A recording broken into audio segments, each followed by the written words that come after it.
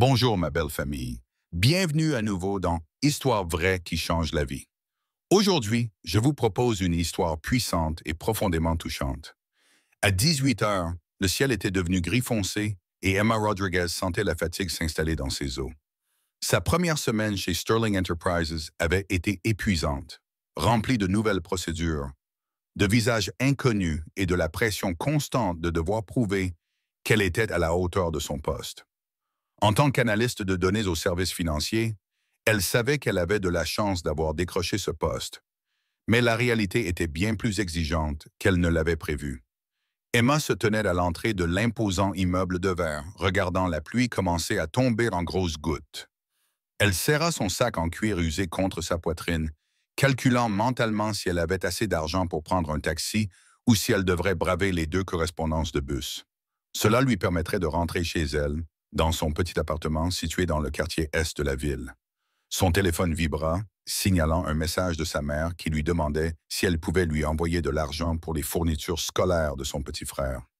Emma ferma brièvement les yeux, sentant le nœud familier de la responsabilité se resserrer dans son estomac. Chaque centime comptait, et prendre un taxi signifierait sacrifier autre chose cette semaine. Alors qu'elle se tenait là, réfléchissant à ses options, une élégante berline noire s'arrêta juste devant elle. Le véhicule était impeccable, manifestement coûteux, avec des vitres teintées et des accents chromés qui brillaient même sous le ciel qui s'assombrissait. Emma supposa qu'il s'agissait d'une des voitures de fonction envoyées pour aller chercher un cadre, alors elle s'écarta pour laisser passer. À sa grande surprise, la vitre côté passager s'abaissa doucement, révélant un homme au volant. Il avait des traits fins et séduisants, des cheveux bruns parfaitement coiffés et portait une chemise blanche impeccable dont les manches étaient retroussées jusqu'aux avant-bras. Ses yeux, d'un bleu-gris saisissant, rencontrèrent ceux d'Emma avec une intensité qui lui coupa le souffle pendant un instant. « Vous travaillez ici ?» demanda-t-il d'une voix grave et douce. Emma acquiesça, toujours en serrant son sac contre elle. « Oui, je viens de commencer cette semaine. La pluie va s'intensifier, » observa-t-il en levant les yeux vers le ciel. « Où allez-vous » Elle hésita, ne sachant pas pourquoi ce conducteur lui parlait de manière si décontractée. Peut-être que l'entreprise avait mis en place un nouveau programme de covoiturage pour les employés travaillant tard le soir. Elle avait entendu parler de tels avantages lors de sa formation, mais avait supposé qu'ils étaient réservés aux cadres supérieurs. « Riverside Gardens District », répondit-elle prudemment. « Mais c'est assez loin. Je peux prendre le bus. » L'homme l'observa un instant, puis se pencha pour déverrouiller la portière côté passager. « Montez, je vous y conduirai. » L'instinct d'Emma lui disait de se méfier des inconnus qui lui proposaient de la conduire. Mais il s'agissait clairement d'un véhicule de fonction, et l'homme semblait professionnel malgré son attitude informelle. La pluie tombait désormais plus fort, trempant sa veste fine, et l'idée de rester debout à un arrêt de bus par ce temps facilita sa décision. « Merci beaucoup », dit-elle avec gratitude en ouvrant la porte et en se glissant sur le siège en cuir. L'intérieur de la voiture était d'un luxe qu'elle n'avait jamais connu. Du cuir souple, des finitions en bois poli et un subtil parfum d'eau de Cologne coûteuse emplissaient les habitacles. « Je vous en suis très reconnaissante. Est-ce que le nouveau service de transport des employés ?» L'homme s'éloigna du trottoir en douceur, les mains assurées sur le volant. « Quelque chose comme ça, » répondit-il avec un léger sourire aux lèvres. « Première semaine, vous avez dit. » « Oui, » confirma Emma en s'installant confortablement dans le siège. « Ça a été intense, mais je suis reconnaissante de cette opportunité. Sterling Enterprises est réputé pour prendre soin de ses employés. »« Vraiment ?» demanda-t-il avec une curiosité sincère dans la voix. « C'est ce que tout le monde dit, » répondit Emma en regardant les rues de la ville défiler derrière la vitre. « Mais je suppose que je découvrirai la vérité avec le temps. J'essaie juste de faire profil bas et de bien travailler. » « Dans quel service es-tu? » ?»« Aux finances, plus précisément à l'analyse de données. Il s'agit principalement de calcul et de création de rapports. Mais j'aime bien ça. Il y a quelque chose de satisfaisant à trouver des schémas dans le chaos. C'est une façon intéressante de décrire cela. La plupart des gens trouvent l'analyse de données fastidieuse, dit-il en haussant les épaules. Je suppose que je ne suis pas comme la plupart des gens. De plus, ce travail fastidieux me permet de payer mes factures, et c'est ce qui compte pour l'instant. Vous semblez avoir des responsabilités, observa-t-il, en se frayant un chemin dans la circulation avec une aisance acquise par l'expérience. Elle hésita avant de répondre, peu habituée à partager des détails personnels avec des inconnus. Mais quelque chose dans son attitude l'a mis à l'aise. Et l'intimité de la voiture et de la pluie créait un étrange sentiment de confidentialité. Ma famille dépend de moi, admit-elle. Mon père a eu un accident vasculaire cérébral il y a 2 ans et ma mère travaille comme couturière. Mais cela ne suffit pas pour subvenir aux besoins de mon petit frère. J'envoie de l'argent à la maison chaque mois pour aider à payer les frais médicaux et les dépenses. C'est admirable, dit-il doucement, et elle pouvait entendre un respect sincère dans sa voix. Peu de gens de votre âge assumeraient ce genre de responsabilité.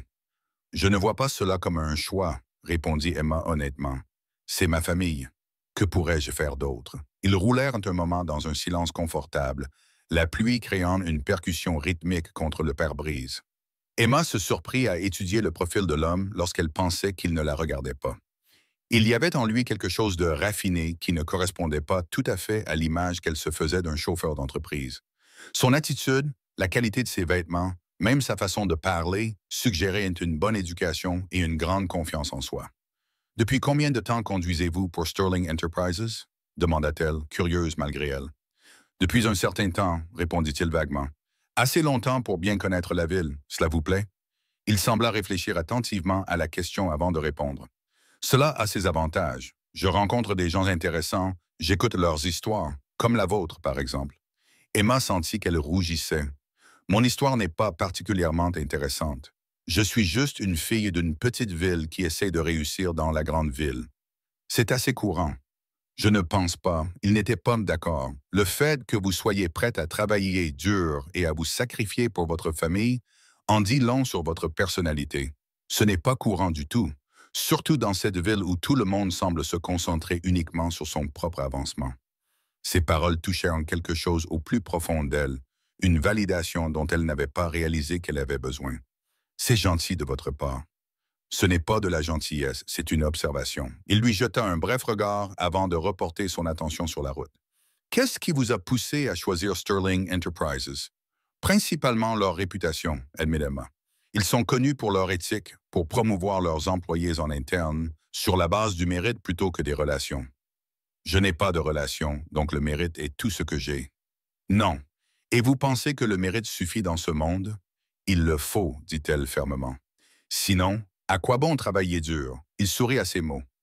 Un sourire sincère qui transforma son visage de beau à saisissant. Une idéaliste. C'est rafraîchissant. Vous dites cela comme si c'était une mauvaise chose. Ce n'est pas mauvais, c'est juste rare. Cette ville a le don d'écraser l'idéalisme jusqu'à ce qu'il ne reste plus que du cynisme. Emma se tourna vers lui pour le regarder plus directement. On dirait que tu parles d'expérience. La ville t'a-t-elle broyé? Quelque chose passa sur son visage, une émotion qu'elle ne parvint pas à identifier. Disons simplement que j'ai appris que les choses ne sont pas toujours ce qu'elles semblent être. Les gens portent des masques, jouent des rôles, et il devient difficile de savoir ce qui est réel. Cela semble solitaire, dit Emma doucement. Il la regarda avec surprise, comme si personne n'avait jamais fait cette observation auparavant. Cela peut l'être, admit-il. La voiture ralentit à l'approche du quartier d'Emma. Le contraste entre le quartier d'affaires rutilant qu'ils avaient laissé derrière eux et ces rues modestes était saisissant. De petits immeubles bordaient les routes, des boutiques familiales occupaient les rez-de-chaussée, du linge séchait sur les balcons malgré la pluie. « C'est le 3e immeuble à gauche, » indiqua Emma, « celui avec l'auvent bleu. » Il s'arrêta doucement devant son immeuble, mit le frein à main, mais laissa le moteur tourner. Emma rassembla ses affaires, soudain réticente à quitter le cocon confortable de la voiture, et l'étrange connexion qu'elle avait ressentie avec cet énigmatique conducteur. « Merci beaucoup de m'avoir accompagné, » dit-elle sincèrement.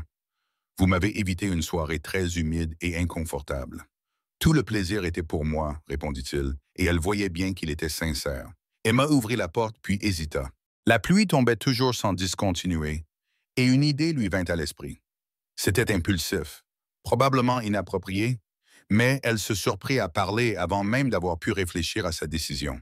« Voulez-vous monter prendre un café ?» demanda-t-elle en guise de remerciement. « C'est le moins que je puisse faire après vous avoir conduite jusqu'ici. » L'homme eut l'air surpris. Ses sourcils se levèrent légèrement. Pendant un long moment, Il se contenta de l'observer, et Emma sentit ses joues s'échauffer sous son regard scrutateur. Elle était sur le point de retirer son invitation, gênée par son audace, lorsqu'il coupa le moteur. « Un café, ça me dit bien », dit-il simplement. Ils se dépêchèrent de traverser la pluie pour rejoindre l'entrée de l'immeuble. « Emma », dit-elle en cherchant ses clés tout en essayant de se protéger de l'averse. Une fois à l'intérieur, ils montèrent en 3 étages jusqu'à son petit appartement. Le cœur d'Emma battait à tout rompre. Elle ne savait pas si c'était à cause des escaliers ou de la nervosité d'avoir invité un inconnu chez elle. « Ce n'est pas grand-chose », prévint-elle en ouvrant la porte. « Mais c'est chez moi. » L'appartement était minuscule, mais impeccablement propre. Il comprenait un salon et une cuisine ouverts sur une petite chambre visible à travers une porte entr'ouverte. Le mobilier était dépareillé et manifestement d'occasion. Mais Emma avait essayé de rendre l'endroit accueillant avec des coussins colorés et des plantes sur le rebord de la fenêtre. « Asseyez-vous, je vous en prie », dit-elle en lui indiquant le canapé usé mais confortable. « Je vais faire du café. » Alors qu'elle s'affairait dans la petite cuisine, Emma était très consciente de sa présence dans son espace. Il semblait remplir la pièce de sa présence, rendant tout plus petit et plus intime. Elle sentait son regard suivre ses mouvements, tandis qu'elle préparait la cafetière et sortait 2 tasses du placard. « Votre maison est très bien rangée, » observa-t-il. « Chaque chose à sa place. Quand on n'a pas beaucoup d'espace, on apprend à être efficace, » répondit Emma en attendant que le café soit prêt. De plus, j'ai grandi dans une famille où l'ordre était de mise. Les vieilles habitudes ont la vie dure. Parlez-moi davantage de l'endroit où vous avez grandi, dit-il. Sincèrement intéressée, Emma se surprit à se confier comme elle le faisait rarement avec des inconnus. Elle lui parla de sa petite ville natale située à 3 heures de la ville, de la quincaillerie de son père avant son accident vasculaire cérébral, de la détermination de sa mère à maintenir l'unité de la famille malgré leurs difficultés. Elle lui parla du rêve de son frère de devenir ingénieur et de sa détermination à l'aider à atteindre cet objectif. Le café fut prêt et Emma apporta 2 tasses dans le salon. Assis dans le fauteuil en face du canapé, l'homme accepta son café avec gratitude, en prit une gorgée et hocha la tête en signe d'appréciation. « Il est excellent », commenta-t-il, « bien meilleur que celui que nous avons au bureau. »« C'est une recette familiale », répondit Emma avec un sourire. « Ma grand-mère était très exigeante en matière de café. » Ils discutèrent tranquillement tandis que la pluie continuait de tomber dehors, passant naturellement d'un sujet à l'autre. Emma apprit qu'il aimait la musique classique, qu'il avait beaucoup voyagé et qu'il avait un sens de l'humour pince sans rire qui la faisait rire. Ce qu'elle n'apprit pas, c'était grand-chose sur sa vie personnelle.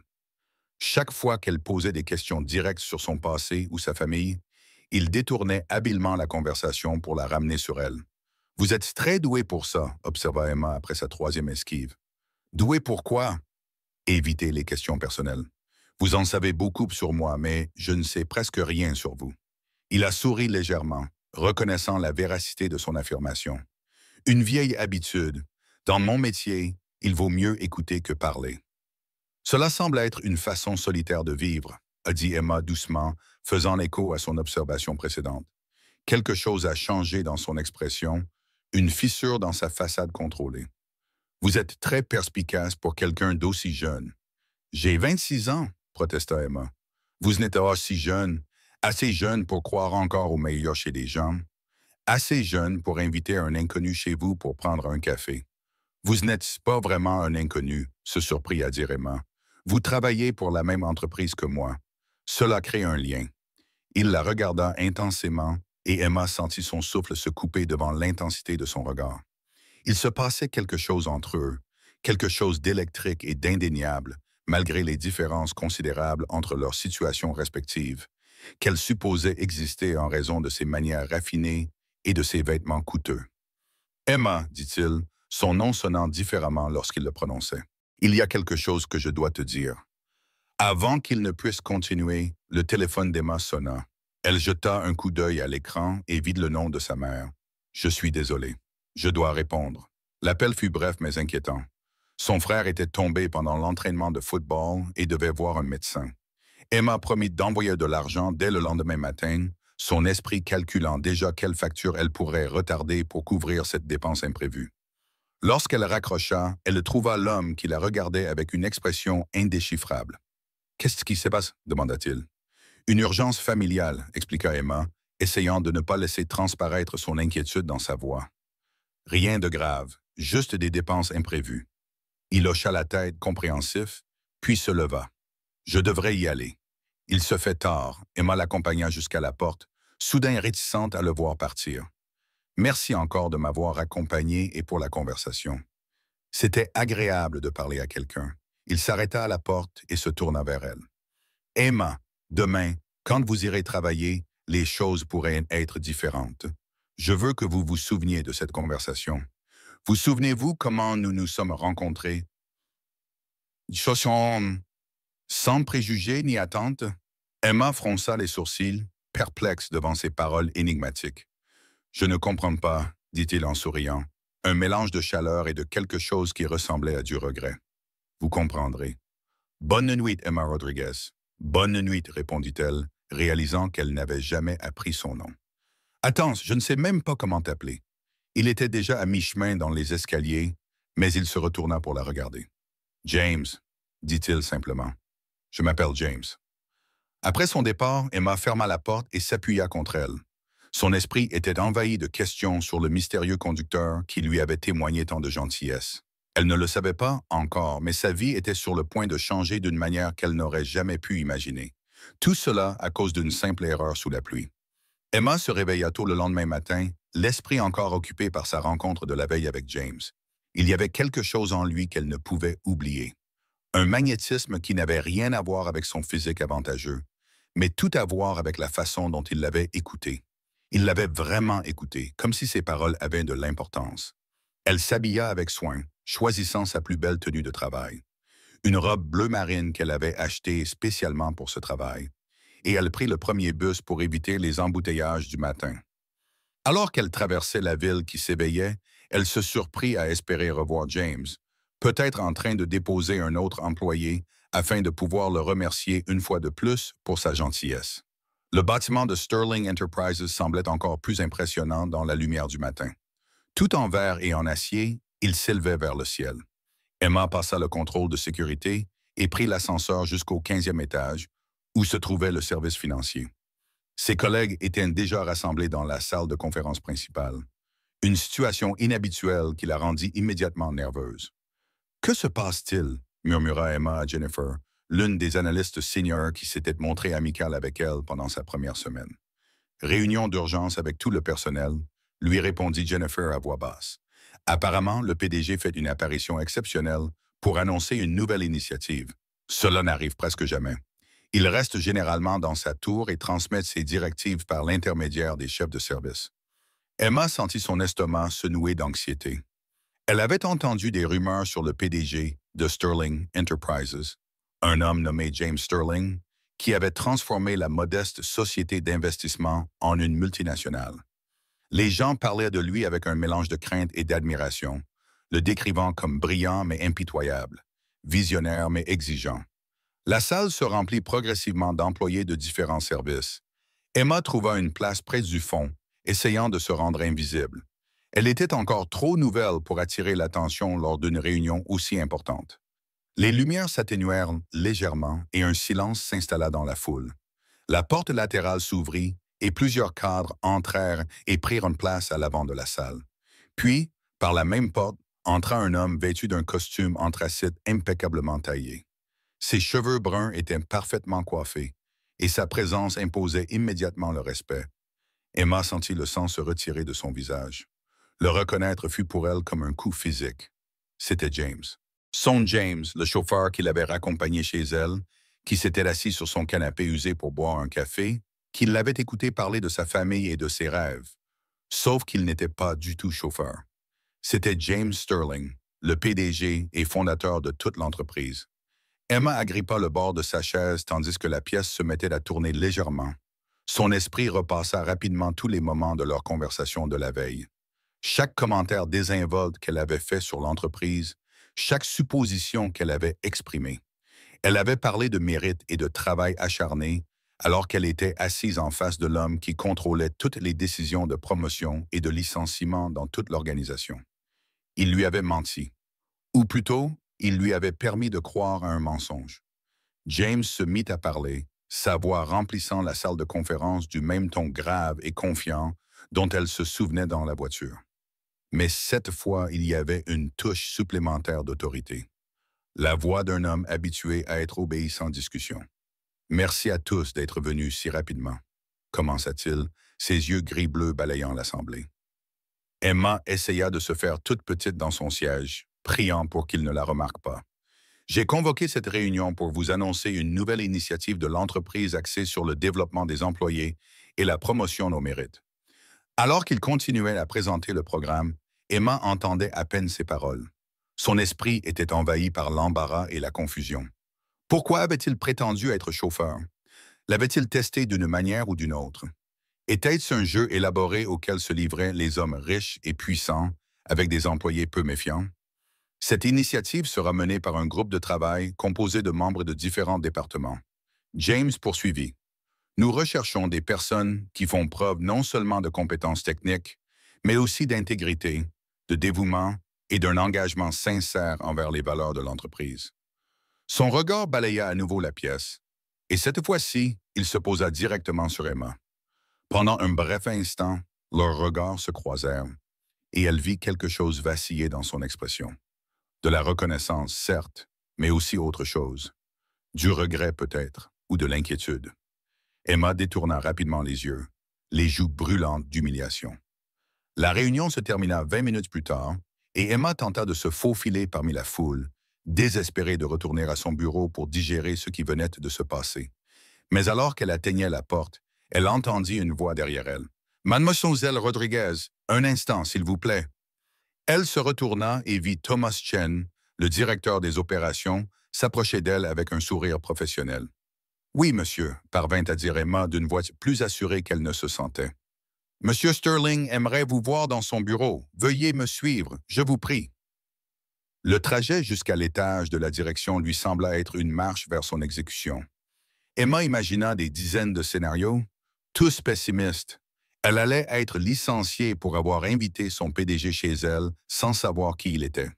Ou pire, il allait lui offrir un traitement de faveur, et tout le monde allait supposer qu'elle avait manipulé la situation à son avantage. Les bureaux de la direction occupaient tout le dernier étage du bâtiment. Les fenêtres du deuxième étage offraient une vue imprenable sur la ville, et la décoration reflétait une richesse et un pouvoir discret. Thomas la conduisit à travers un dédale de couloirs jusqu'à une imposante double porte. « Il vous attend, » dit Thomas en frappant une fois avant d'ouvrir la porte et de lui faire signe d'entrer. Emma pénétra dans un bureau plus grand que tout son appartement. James se tenait près des fenêtres, dos à la porte, les mains jointes derrière lui, contemplant la ville en contrebas. « Ce sera tout, Thomas, » dit-il sans se retourner. La porte se referma dans un léger clic, laissant Emma seule avec lui. Le silence se prolongea pendant plusieurs longues minutes avant que James ne se tourne enfin vers elle. « J'imagine que vous avez des questions, » dit-il doucement. « Des questions? » La voix d'Emma fut plus aiguë qu'elle ne l'aurait voulu, alimentée par l'embarras et la colère. « Vous m'avez menti. Vous m'avez laissé vous inviter chez moi. Vous m'avez laissé parler de cette entreprise et de mon travail, tout en prétendant être quelqu'un que vous n'êtes pas. Je n'ai jamais prétendu être chauffeur, » fit remarquer James. Bien que son ton fût défensif plutôt qu'accusateur, « Vous l'avez supposé et je ne vous ai tout simplement pas corrigé. C'est une question de sémantique et vous le savez. » Emma sentit des larmes de frustration lui piquer les yeux, mais refusa de les laisser couler. « Pourquoi aviez-vous fait cela? Était-ce une sorte de test? Vous amusiez-vous à voir comment une nouvelle employée naïve allait réagir? » James s'approcha, l'air peiné. « Non, Emma, ce n'était pas du tout ça. Alors c'était quoi? » demanda-t-elle, campant sur ses positions malgré son instinct qui lui disait de faire preuve de déférence envers l'homme qui contrôlait sa carrière. « Expliquez-moi, car de mon point de vue, on dirait que vous m'avez délibérément trompé pour vous amuser. » Il passa une main dans ses cheveux. C'était le premier signe d'imperfection qu'elle voyait dans son comportement soigneusement contrôlé. « Je t'ai vu quitter le bâtiment hier soir grâce aux caméras de sécurité. Tu avais l'air très inquiet. Et quand j'ai vérifié la météo, j'ai vu que la tempête approchait. Je suis descendu pour te proposer de te raccompagner. »« En tant que toi-même, » l'interrompit Emma. « Tu aurais pu me le proposer en tant que toi-même et tu aurais refusé, » rétorqua James. « Ou pire, tu aurais accepté, mais tu aurais passé tout le trajet terrifié ou à essayer de m'impressionner. Je voulais parler à une vraie personne, Emma, pas à un employé qui joue un rôle. Donc, tu as menti. J'ai omis. Il se corrigea, puis soupira. D'accord. Oui, j'ai menti par omission et j'en suis désolé. Mais Emma, hier soir, c'était la première vraie conversation que j'avais eue depuis des années. As-tu la moindre idée de ce que c'est que d'avoir toutes ces interactions filtrées par le prisme du pouvoir et de la richesse? Plus personne ne me parle comme à une personne. Ils parlent à James Sterling, le PDG, le milliardaire, l'homme qui peut faire ou défaire des carrières. Emma voulait rester en colère, mais la franchise brute dans sa voix rendait cela difficile. Elle pouvait voir la solitude qu'il avait laissée entrevoir la nuit précédente, l'isolement qui accompagnait sa position. Cela ne justifie pas ce que vous avez fait, dit-elle, bien que son ton se soit légèrement adouci. Je sais. Il fit un pas de plus vers elle, mais je ne le regrette pas, Emma. Ces heures passées avec vous, à parler de choses réelles, à écouter votre histoire, vos rêves, à être traité comme une personne ordinaire. Je ne me suis pas senti aussi libre depuis très longtemps. Que voulez-vous de moi? Demanda Emma, sincèrement perplexe. Pourquoi suis-je ici? James se dirigea vers son bureau et prit un dossier. Parce que malgré la manière peu conventionnelle dont nous nous sommes rencontrés, j'étais sincère hier soir. Tu es le genre de personne dont cette entreprise a besoin. Intelligent, dévoué, intègre. Je veux t'offrir un poste au sein du groupe de travail dont j'ai parlé lors de la réunion.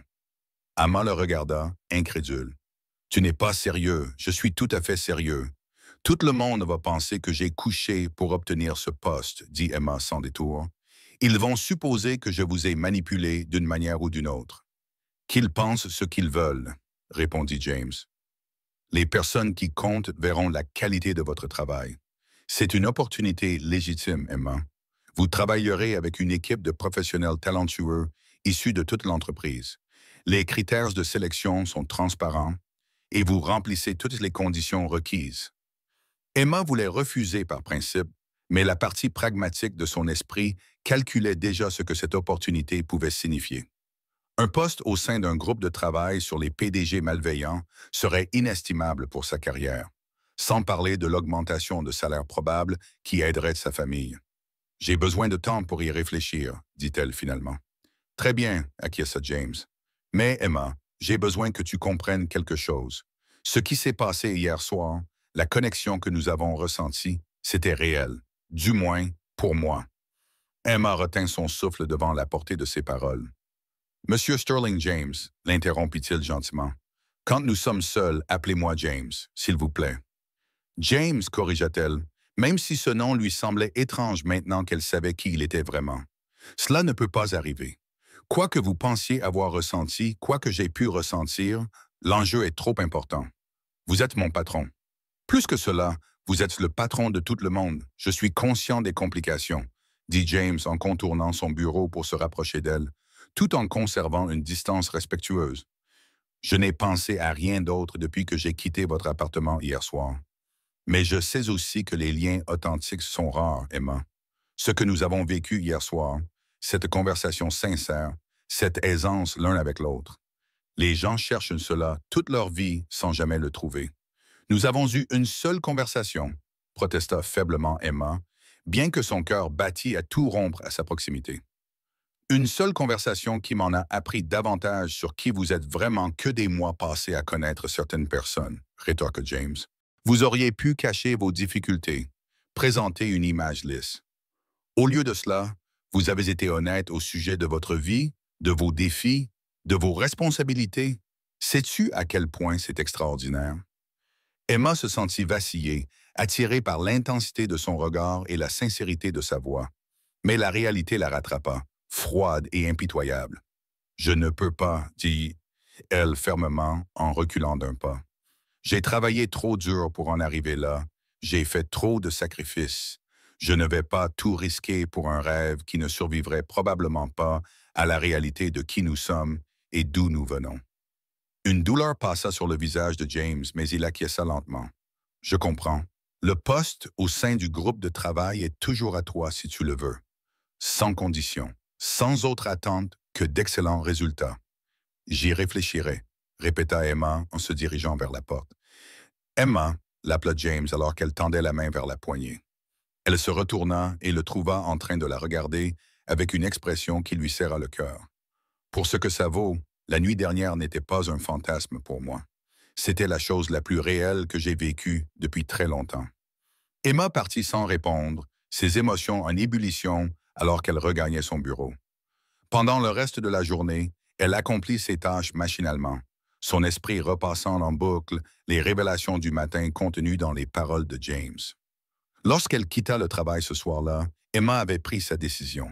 Elle accepterait le poste au sein du groupe de travail parce qu'elle l'avait mérité, parce que c'était la bonne décision pour sa carrière et sa famille.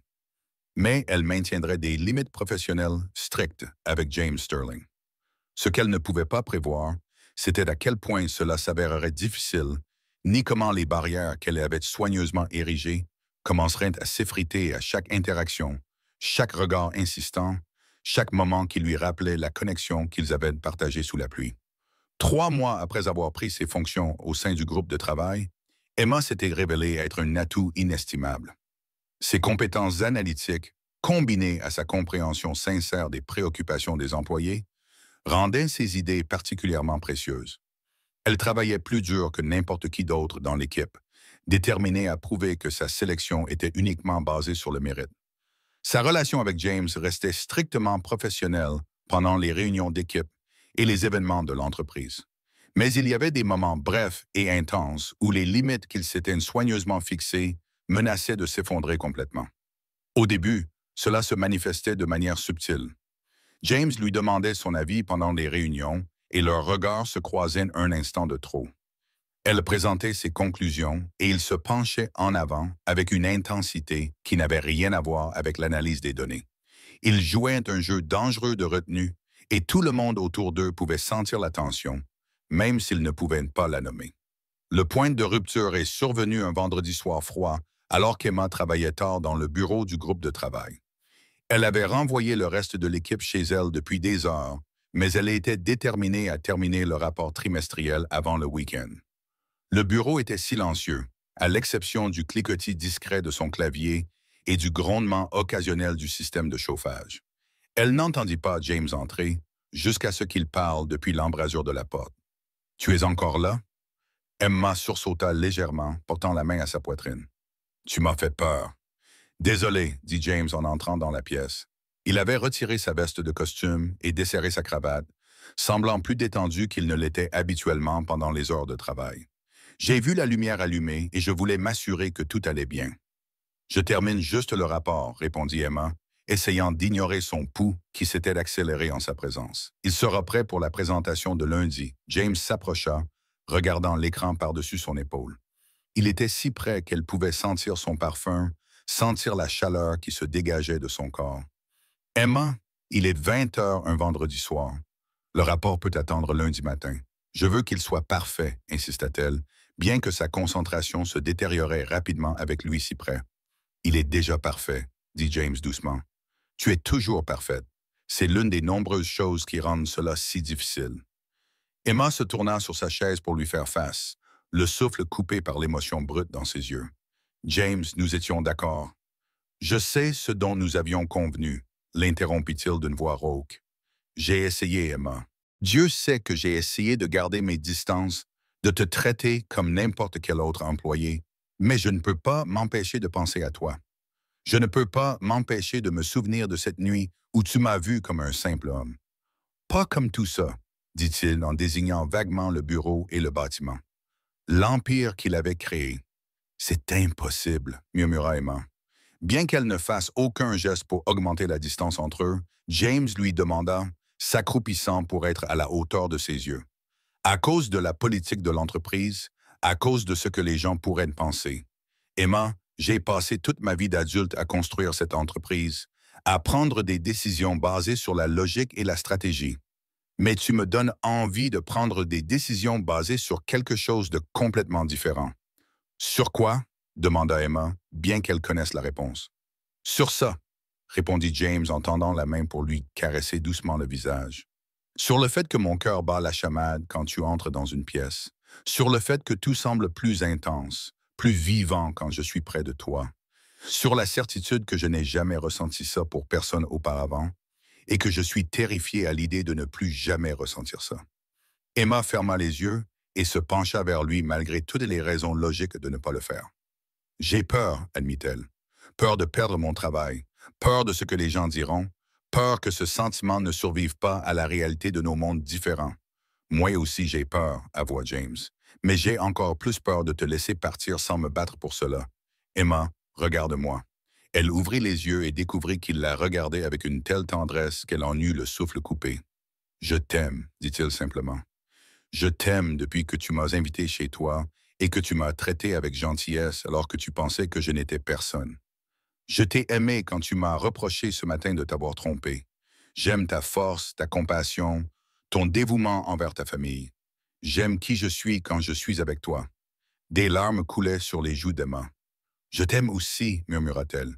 J'ai essayé de toutes mes forces de ne pas t'aimer, mais je t'aime. Je t'aime tellement que cela me terrifie. James sourit et essuya ses larmes avec ses pouces. Alors terrifions-nous ensemble. Lorsque leurs lèvres se rencontrèrent, ce fut comme un retour à la maison. Le baiser fut d'abord doux, hésitant, comme s'ils craignaient tous deux que d'aller trop vite ne brise ce moment. Mais ensuite, la main d'Emma glissa dans ses cheveux et James la serra contre lui. Et le baiser s'intensifia, exprimant des mois de déni et de désir. Enfin libérés. Lorsqu'ils se séparèrent enfin, tous deux essoufflés, James posa son front contre le sien. « Que faisons-nous maintenant » demanda Emma. « Nous allons le découvrir ensemble » répondit James. « Je vais parler au conseil d'administration, m'assurer que tout est géré correctement et de manière éthique. Tu finiras ton travail au sein du groupe de travail et nous serons transparents au sujet de notre relation. Ce ne sera pas facile, mais Emma, rien de valable ne l'est jamais. » Au cours des semaines suivantes, James tint parole. Il rencontra le conseil d'administration et l'équipe juridique de l'entreprise, s'assurant que la position d'Emma était sécurisée et que les protocoles appropriés étaient suivis. La nouvelle de leur relation provoqua une onde de choc au sein de Sterling Enterprises. Face à des réactions allant du soutien au scepticisme, Emma a dû faire face à des murmures et à des regards insistants. On a remis en question ses qualifications et on l'a accusée d'avoir manipulé James pour entrer dans sa vie, mais elle a gardé la tête haute, a laissé son travail parler pour elle et a progressivement convaincu même ses détracteurs les plus virulents grâce à sa compétence et son intégrité. James l'a soutenue tout au long de cette épreuve, reconnaissant publiquement leur relation tout en précisant clairement que les réalisations professionnelles d'Emma étaient les siennes. Il a mis en place de nouvelles politiques pour éviter toute perception de favoritisme, allant jusqu'à se récuser de toute décision affectant directement la carrière d'Emma. 6 mois après cette nuit pluvieuse où Emma l'avait pris pour un chauffeur, James l'a ramené à son ancien immeuble. Ils ont gravi ensemble les 3 étages et Emma a ri en se remémorant le passé. « Pourquoi sommes-nous ici ?» a-t-elle demandé alors qu'il se tenait devant son ancienne porte. Elle avait depuis déménagé dans un endroit plus agréable qu'elle pouvait se permettre grâce à son salaire plus élevé et à la sécurité financière de sa famille. « Parce que c'est ici que tout a commencé, » répondit James en sortant une petite boîte en velours de sa poche. « C'est ici que tu m'as vu tel que je suis vraiment. C'est ici que tu as fait preuve de gentillesse envers un inconnu. C'est ici que je suis tombé amoureux de la femme la plus extraordinaire que j'ai jamais connue. » Emma porta les mains à sa bouche tandis que James s'agenouillait dans le couloir défraîchi.